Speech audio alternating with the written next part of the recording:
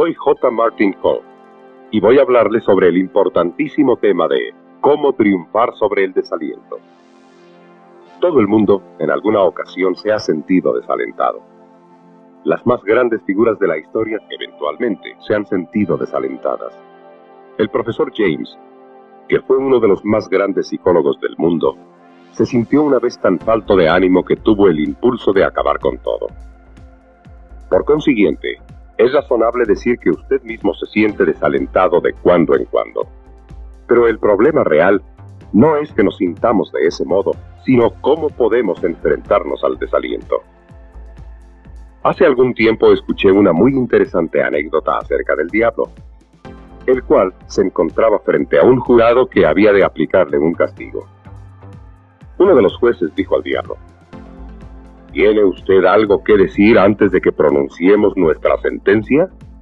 Y el diablo contestó: sí. Yo sé que ustedes me van a despojar de todos mis poderes, pero por favor, se lo suplico, déjenme uno. Déjenme el poder necesario para desalentar al hombre. Yo sé que si me lo dejan, podré acabar con cualquier ser humano. Este no es más que un cuento, pero nos da idea de la tremenda importancia del desaliento. Procedamos, pues, a aprender a derrotar este sentimiento que generalmente existe casi en toda persona viviente. El primer factor, y probablemente el más importante en nuestra vida, es la respuesta a la cuestión: ¿para qué vivimos? Hace algún tiempo vi un programa de televisión en el cual un hombre hacía precisamente esa pregunta.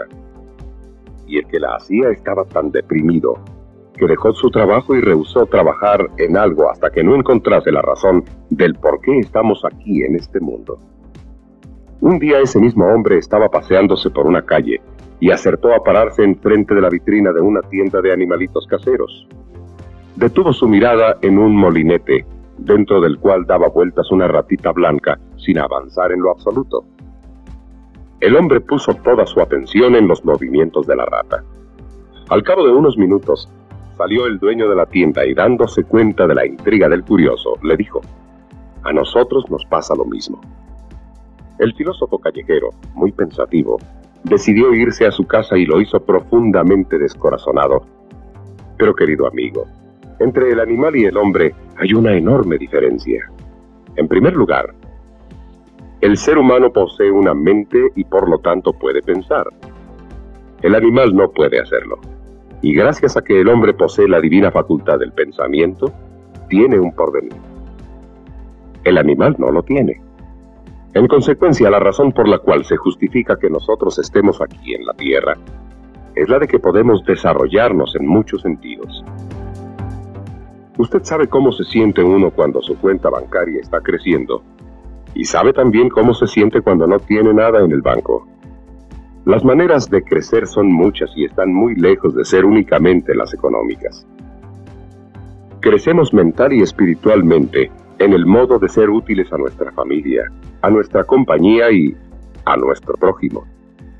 Manténgase usted creciendo, desarrollándose, y la vida le resultará interesante, digna de vivirse, y podrá usted aniquilar el desaliento en muchas direcciones.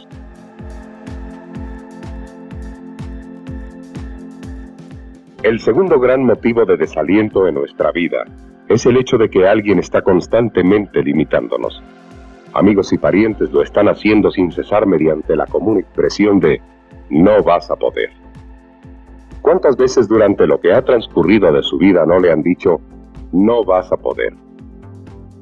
Casi cada vez que usted desea llevar a cabo alguna cosa, ya sea grande o pequeña, alguien está listo para decirle «oh, no vas a poder». Y antes de mucho tiempo ese mandato se convierte en un problema descorazonante en el que tiene una gran parte el miedo. La preocupación se apodera de la mentalidad del individuo, viene el descorazonamiento y la persona se convierte en un fracasado. Nosotros sugerimos que no haga caso y que empiece a ser no solo usted mismo, sino que encamine su mente hacia el hecho de desarrollar lo mejor de usted mismo. Hágase siempre la pregunta: ¿estoy dando de mí mismo lo mejor que puedo dar? Y si usted continúa recordando que está dando de sí lo mejor que posee, acabará por encontrar que las cosas salen como usted lo desea. Observará que se hace mentalmente más y más fuerte, más y más hábil. Se encontrará usted atacando muchos proyectos ante los cuales usted había vacilado antes. Y en vez de sentirse desalentado, se encontrará a sí mismo como flotando sobre una ola de valor. Tendrá usted mucho más confianza en sus pensamientos y actos, mayor ambición que nunca para realizar en su vida lo que más acaricia.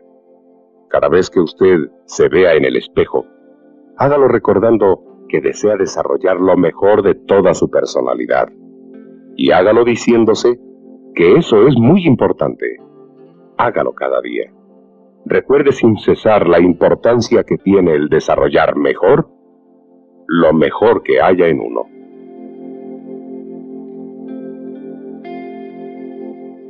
El tercer factor en relación con el desaliento es el miedo. Muchas personas viven poseídas de ese sentimiento, y algunas han permitido que se apodere de ellas hasta el punto de que su vida entera no parece sino un jirón de tiempo eternamente oscuro por el miedo. Franklin Delano Roosevelt dijo: la única cosa de que debamos estar temerosos es aquella de que el miedo se apodere de nosotros mismos. ¿Qué es lo que causa el miedo? ¿Se ha hecho usted a sí mismo esta pregunta? Robinson, en su libro El hombre y la acción, nos dice que las causas del miedo son la ignorancia y la incertidumbre. Simplificando y analizando estas dos palabras, ¿qué es lo que nos queda? Ignorancia significa simplemente desconocimiento, e incertidumbre significa falta de seguridad. Por consiguiente, es muy importante que nos digamos a nosotros mismos: no es que yo tenga miedo, es que hay algo que no sé bien y algo de lo cual no estoy seguro.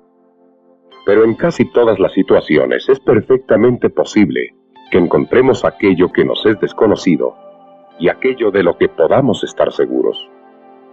A través de los libros, estudiando en las bibliotecas, escuchando el consejo de los profesionales, podemos con seguridad eliminar el doble problema de lo que no sabemos y de lo que no estamos seguros. Tan pronto como usted haya comenzado a tratar el miedo por ese método, usted constatará que sus penas disminuyen y que en su lugar hay en usted mismo una habilidad para pensar correctamente y para poner en derrota al miedo. ¿Cómo podemos estar seguros de que el miedo es un elemento eliminable? Hace muchos años, se llevó a cabo una investigación acerca de los motivos de miedo con que un niño nace. Y después de experimentar en 500 infantes, a los cuales se examinó de todas las maneras concebibles, se encontró que los niños nacen con solo dos motivos de miedo: el de caerse y el de escuchar un sonido muy fuerte. Los investigadores trataron de asustar a los niños de todos los modos imaginables, pero los infantes se mantuvieron tranquilos, excepto cuando se sentían ante el peligro de caerse o cuando escuchaban cerca de sí un sonido fuerte. Es pues un hecho incontrovertible que el hombre nace con esos dos miedos, pero eso es todo, no hay más. Todos los otros temores son hechos por el hombre.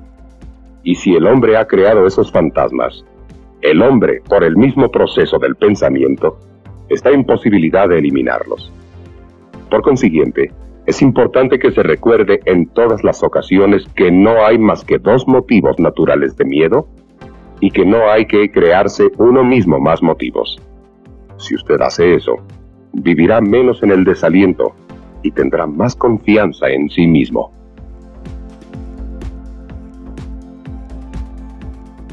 El cuarto factor de desaliento que ha hecho de nuestras vidas algo miserable es un fenómeno que consiste en no poder hacer exactamente aquello que queremos hacer. Usted quiere recordar el nombre de alguien que le es muy familiar, y a medida que usted lo hace con más empeño, menos puede conseguirlo. Durante la noche usted quiere conciliar el sueño, y a medida que más lo intenta le resulta más difícil. Y en materia de preocupaciones, usted quiere no tener ninguna, pero tiene más. Al agudizarse este problema, se vuelve eminentemente desalentador, y el que lo padece no sabe qué hacer al respecto. Si el principio de querer hacer las cosas nunca fallara, todo el mundo sería rico, tendría éxito y viviría feliz, porque casi todo el mundo vive deseando esas cosas. Pero ese principio no es infalible. Tome un pedazo de papel, escriba en él, uno bajo el otro, 3 números, y firme bajo el primero de ellos como usted acostumbra a hacerlo. Luego, haga lo mismo bajo el segundo de los números. Usted notará que ambas firmas son tan parecidas que si usted las hubiera puesto en 2 cheques diferentes, los 2 documentos habrían sido aceptados por su banco. Enseguida, bajo el tercero de los números, intente firmar con mucha fuerza, poniendo todo su empeño en copiar rasgo tras rasgo y letra tras letra, despaciosamente, sus 2 firmas anteriores, y notará que la tercera de sus firmas es tan diferente de las otras que nadie la tomaría por suya. Lo cual quiere decir que usted es incapaz de escribir bien su firma cuando lo hace con demasiada fuerza y especial propósito. Es el querer firmar mejor lo que dio el resultado de una firma mala, como el intento de empeñarse en hablar bien en público, lo que da por resultado que se haga mal, y como lo es el de alcanzar éxito, lo que trae consigo tantos fracasos. Desafortunadamente, los meros intentos sin respaldo espiritual no son la respuesta a nuestros problemas. Entonces, ¿cuál es la respuesta? La respuesta, mi querido amigo, es la actitud mental positiva. Si usted está en la actitud mental positiva, usted se hallará pronto en el terreno del éxito. Si usted está en esa exacta actitud con respecto a la manera de hacer dinero, usted descubrirá que está atrayendo al dinero. Usted conoce el viejo proverbio que dice: el dinero atrae al dinero. Lo cual es cierto. ¿Pero por qué? Porque el hombre que piensa en el dinero hace que el dinero vaya hacia él.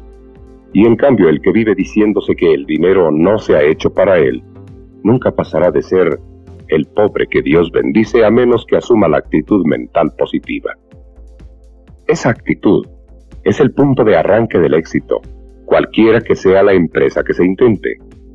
Y es importantísimo que tenga siempre en cuenta ese factor cuando vamos recorriendo el camino de nuestra vida.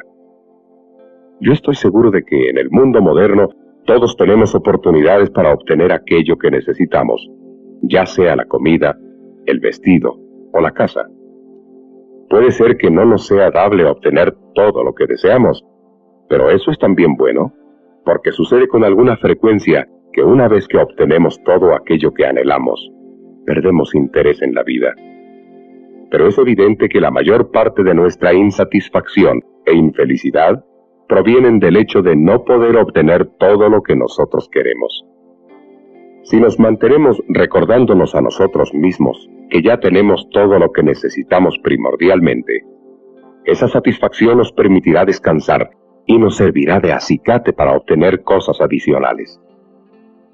Pero si por lo contrario vivimos lamentándonos por no haber conseguido lo que siempre hemos deseado, caeremos en un estado de desaliento.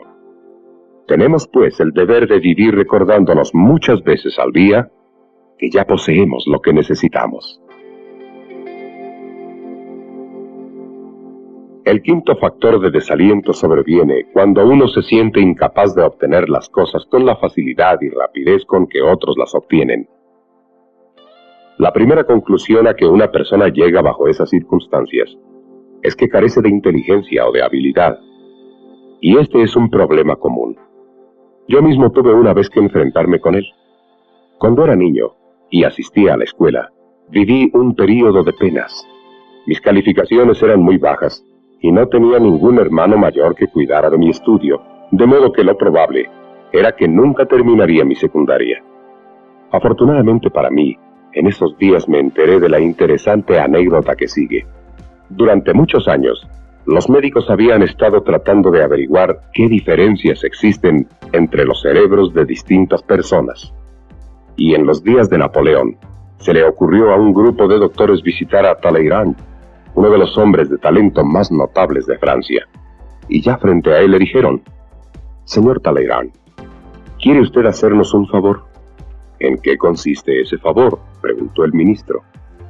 Los doctores contestaron: después de que usted muera, quisiéramos tener su cerebro, con el objeto de examinarlo y saber qué es lo que ha hecho de usted un hombre tan extraordinario.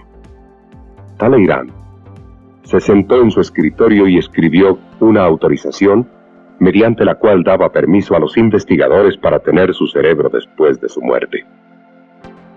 Algunos años después, el gran diplomático y ministro de Estado falleció. Los médicos tomaron posesión de su cerebro, lo llevaron a los laboratorios y comenzaron a hacer experimentos en él. Cuando había terminado el primer día de trabajo, colocaron la preciosa pieza sobre una plancha del laboratorio. Pero sucedió que en el mismo gabinete trabajaba un estudiante que estaba también estudiando cerebros y que ese día estudiaba el de un peón. Al final de ese día, el estudiante vio el otro cerebro sobre la plancha del laboratorio y decidió poner el suyo sobre el mismo lugar. Y está de más decir que cuando los doctores regresaron para continuar sus experimentos en el cerebro de Talleyrand, se encontraron con que en la plancha había dos cerebros y que les era imposible saber cuál era cuál. Sí, mis queridos amigos, ustedes tienen en el cerebro todo lo que puedan necesitar. Ustedes pueden ir precisamente tan lejos en sus éxitos como quieran ir, sin que nadie los detenga. La sexta causa del desaliento en nuestras vidas es la crítica. Desde que somos pequeñitos hasta cuando desfilamos hacia la tumba, estamos sujetos a la crítica. Y si uno no es capaz de resistirla, la vida constituirá un problema que habrá de prolongarse a través de los años. Pero si por lo contrario, uno es capaz de resistir la crítica, la vida puede hacerse más agradable, más interesante y sin el menor desaliento.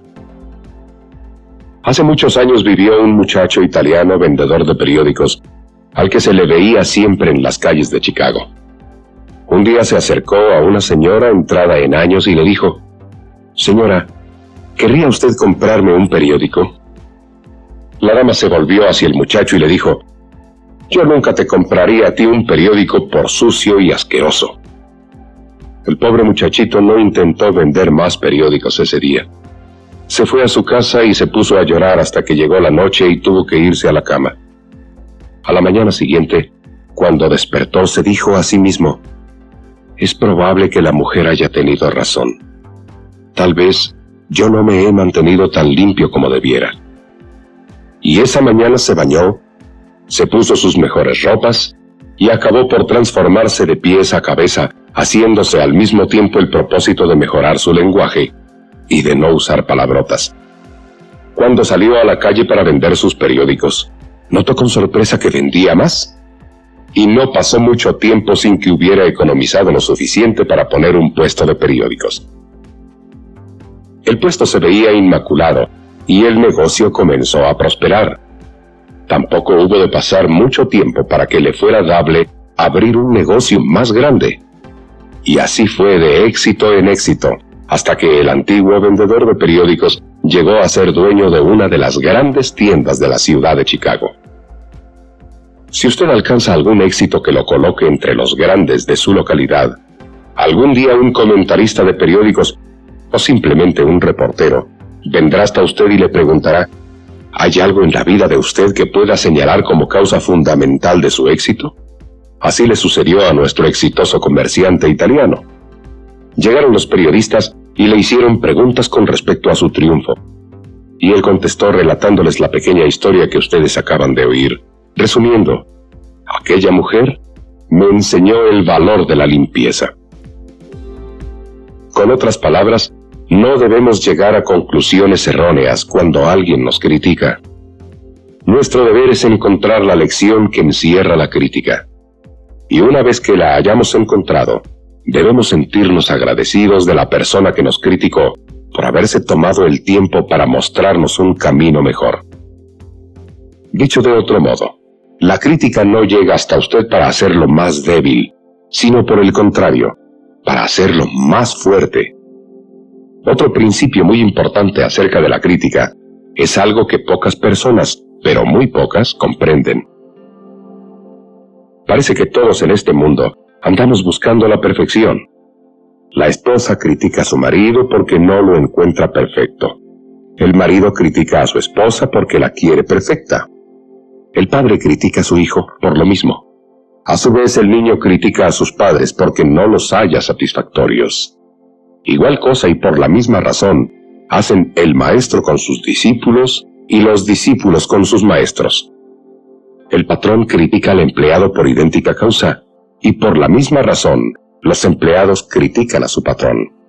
El sacerdote critica a los miembros de su feligresía, porque no los halla perfectos, y la feligresía critica a su sacerdote por lo mismo.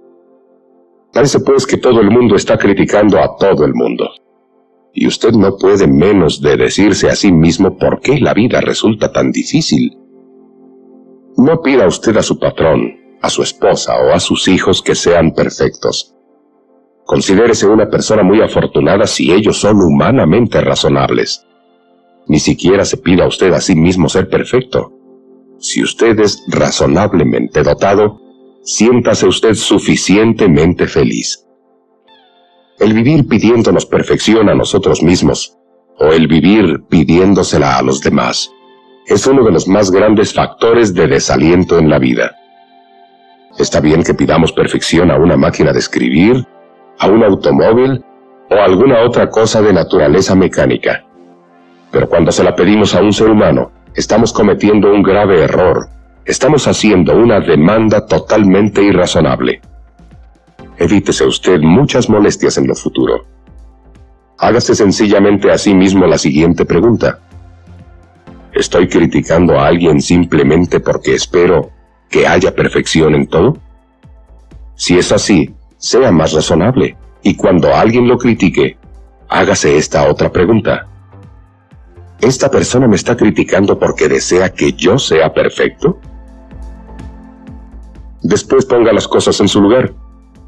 Está bien que se busque la perfección, pero ya sea en usted como en los demás, trate con toda mesura de ser razonable.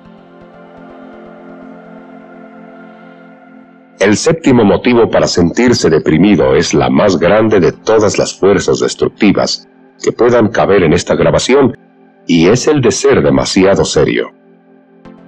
La vida es ya, por sí misma, un asunto muy serio, pero puede ser agradable y digna de vivirse. Mas cuando uno la toma demasiado en serio, no queda lugar para el placer ni para el gusto de disfrutarla. Es necesario que aprendamos a reír, a encontrarle el lado gracioso a la existencia. Es necesario que aprendamos a reír por sobre todas las cosas, a sacudirnos la seriedad que amenaza constantemente nuestra existencia. A menos que podamos realizar esta tarea, pareceremos más viejos y nos sentiremos más viejos de lo que en realidad somos. Abraham Lincoln dijo: «La felicidad de todo hombre radica en el deseo de ser feliz». Pero a diferencia de lo que cree la generalidad de las personas, la felicidad no se encuentra, se gana. Y se gana vigilando cuidadosamente el pensamiento. Un hombre que sacó gran partido de la vida fue Winston Churchill. Y una vez que se le hizo la pregunta, ¿cómo puede usted mantenerse tranquilo si tiene tanto que hacer?, Churchill respondió: porque cada vez que pienso las cosas que tengo que hacer, no pienso más que en una sola cosa. Esa es la monumental clave de la actitud mental positiva. Si usted admite que puede pensar en una sola cosa cuando se lo propone, y piensa en alguna cosa agradable, usted se mantendrá a sí mismo en un estado de alegría. Pensar en algo placentero equivale a hacerse jovial uno mismo. Y lo contrario, mantenerse pensando en cosas desagradables equivale a hacerse uno mismo desagradable. Y correlativamente, si usted piensa en hacer cosas deprimentes, usted acabará por sentirse desalentado. ¿Le parece que hay mucho de ingenuidad en estas ideas? Quizás lo haya, pero son ideas constructivas que pueden hacerle bien si las ejecuta. Hasta donde sea posible, nunca se tome a sí mismo demasiado en serio, ni tome en esa forma a los demás. El hacerlo constituye uno de los más grandes motivos de destrucción del pensamiento. Sea usted serio, pero no demasiado. Aprenda a reír, y si al principio le resulta difícil, practique. Usted verá que la risa llega a nuestros labios menos difícilmente a medida que nos entrenamos en ella. Es un hecho evidente que como quiera que hagamos las cosas, y que cualesquiera que esas cosas sean, no podemos dejar satisfecho a todo el mundo. En este axioma se funda el octavo principio relativo al desaliento. Hay un modo, sin embargo, de solucionar satisfactoriamente el gran problema de las relaciones humanas. En los países modernos, los partidos políticos difieren profundamente, y en materia de religión se profesan todas. Existen muchas diferencias de opinión, y sin embargo, prevalece un denominador común, que es enorgullecedor: la libertad. El hecho de no estar de acuerdo con nosotros no significa precisamente que se esté cometiendo un error. Si Colón no hubiera estado en desacuerdo con el resto del mundo de su época, el continente americano no hubiera sido descubierto por el gran genovés. Si Edison no hubiera estado en el mismo caso que Colón, no hubiéramos tenido la luz eléctrica. No hay pues nada de malo en el desacuerdo, pero debemos tener siempre en la mente el consejo: si es indispensable que estemos en desacuerdo con alguien, hagámoslo sin hacernos repulsivos. Oh, si pudiéramos saturar nuestra mente con ese gran principio. Estar en desacuerdo cuando sea necesario, pero sin hacernos desagradables. Si lográramos eso, nos evitaríamos la mayor parte de las peores experiencias que nos esperan en nuestro trato con los demás. Y esto adquiere especial significación a medida que nos hacemos viejos. Mucha gente se hace más y más desagradable a medida que se hace más vieja. Si pudiéramos aprender a aumentar en dulzura, en amigabilidad, en sentimientos de ayuda, los años maduros no serían tan difíciles. Cuando traemos a nuestra mente la idea de dulzura humana, asociamos esa idea con la de la niñez, porque no nos es dable ver sino a muy pocas personas de edad que aún poseen esa virtud. Si nos fuera dable realizar el milagro de avanzar en edad sin hacernos viejos, podríamos conservar el tesoro de la dulzura de carácter y podríamos también evitarnos la desgracia de caer en el desaliento. Todo ser humano debiera prepararse mentalmente para gozar aún más de la vida cuando llegue a sus 50 años, o a sus 60, o a sus 70 o a sus 80. Y toda persona podría hacerlo si se disciplina a tiempo. Porque cualquier persona que ha llegado a sus 50 o a sus 60 años ha vivido lo bastante como para pensar mejor que un muchacho de 12 o 14. Es pues muy importante que nos observemos a nosotros mismos para evitarnos la desgracia de ser desagradables. Y cuando la evitemos, nunca estaremos aislados. La gente gustará de nuestra compañía. Los niños nos respetarán más, y lo que es mejor, nosotros sentiremos mayor respeto por nosotros mismos. El noveno factor relacionado con el desaliento radica en el hecho de considerarnos fuera de combate demasiado pronto. Mucha gente se permite el lujo de darse por descorazonada y se retira antes de esperar a que el éxito corone sus esfuerzos. A este respecto, Elbert Hubbard dice: muchas veces, entre el éxito y el fracaso no existe más distancia que la del grueso de una línea. Y son muchas las personas que llegan exactamente hasta esa línea y no la pasan. Se dan por vencidas antes de cruzarla. Si dieran un paso más, al llegar al otro lado estarían pisando en el terreno del éxito. Recuerde usted el caso del hombre que puso fin a sus días intoxicándose con gas, porque no le llegó a tiempo una suma de dinero que necesitaba, y creyó que nunca le llegaría.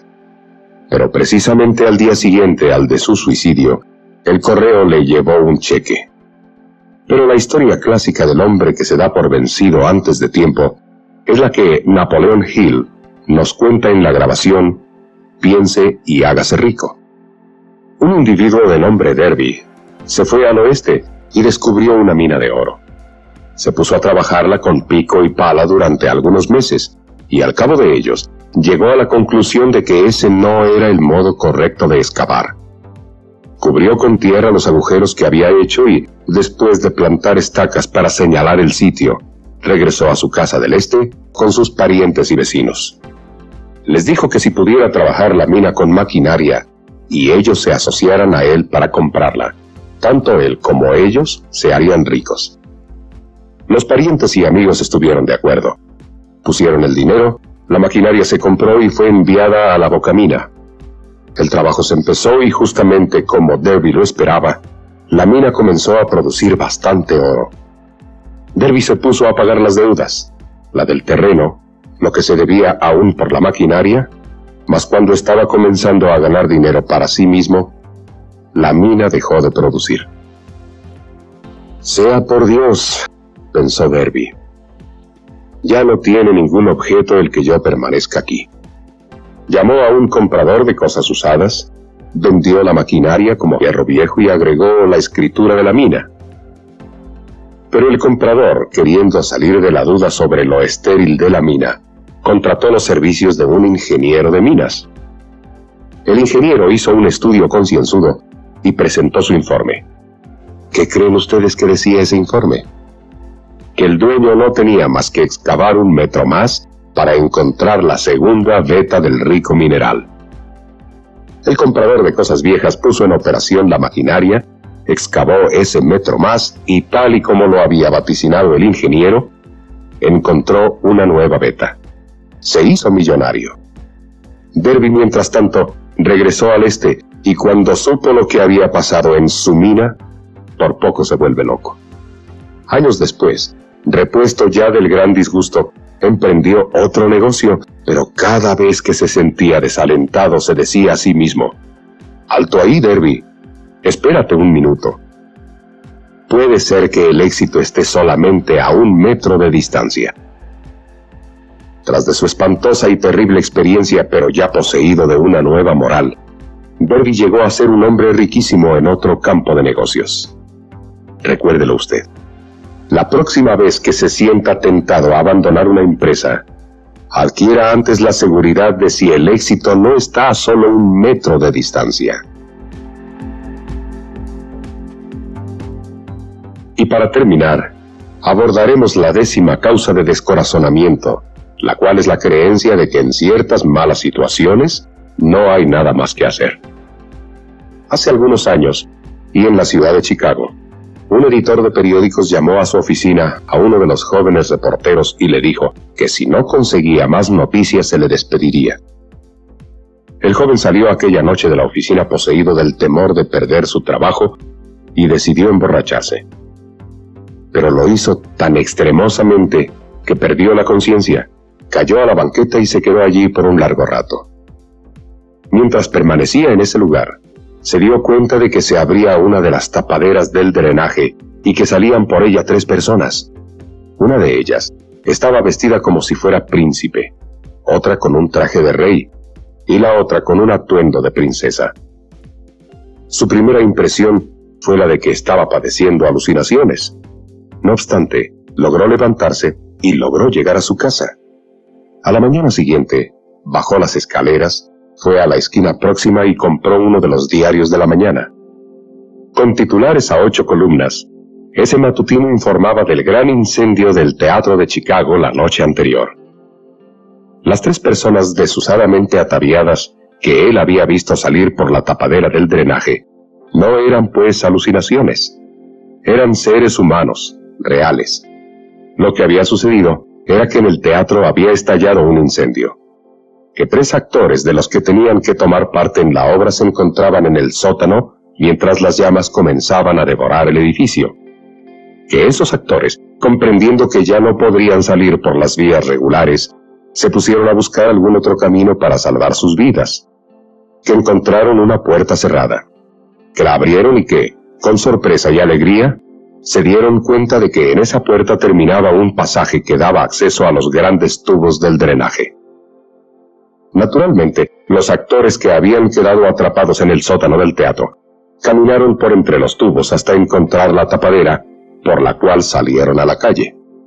Estoy seguro que usted ya dio con el doble objetivo del relato anterior. El primero, que el joven reportero se dio fácilmente por vencido, y a pesar de que estuvo prácticamente a 1 metro de la gran noticia, su estado le impidió poder capitalizarla. El segundo, que así como los 3 actores encontraron la forma de escapar del teatro mientras era consumido por las llamas, usted podrá encontrar siempre el camino para salir de sus penas. Si usted puede en cualquier circunstancia mantenerse tranquilo, usted encontrará con toda seguridad la vía para esquivar las dificultades. Pero si por lo contrario se mantiene nervioso y excitado, el camino que encontrará es el camino erróneo. Sí, por horrible y destructivo que el descorazonamiento pueda ser, siempre habrá la manera de vencerlo. Siempre un camino mejor, una mejor forma de vida y una mejor actitud mental para hacer la existencia digna de vivirse. Y ahora quisiera terminar con una historia también clásica, que nos dice muchísimo. Esta historia se refiere a 2 ranas que estaban jugando en torno a un recipiente de crema. Y antes de que se pudieran enterar de lo que les había sucedido, ambas cayeron en la tina. Una de las ranas, después de nadar un rato, dijo: «Esto es imposible. Nunca podré salir de este lugar». Y se dejó caer hasta el fondo, con lo cual terminó su vida. La otra ranita dijo: «No, yo me mantendré nadando hasta el último aliento». Y así se mantuvo nadando, hasta que la crema se convirtió en mantequilla. Entonces esta segunda rana se encontró sentadita y a salvo en lo alto de la tina de mantequilla. Sí, amigos míos, si preferimos continuar, seguir nadando, seguir excavando hasta 1 metro más hondo, venceremos en todas las luchas contra el desaliento. Y cuando hayamos conseguido esa victoria, la vida será para nosotros una realidad grande y gloriosa.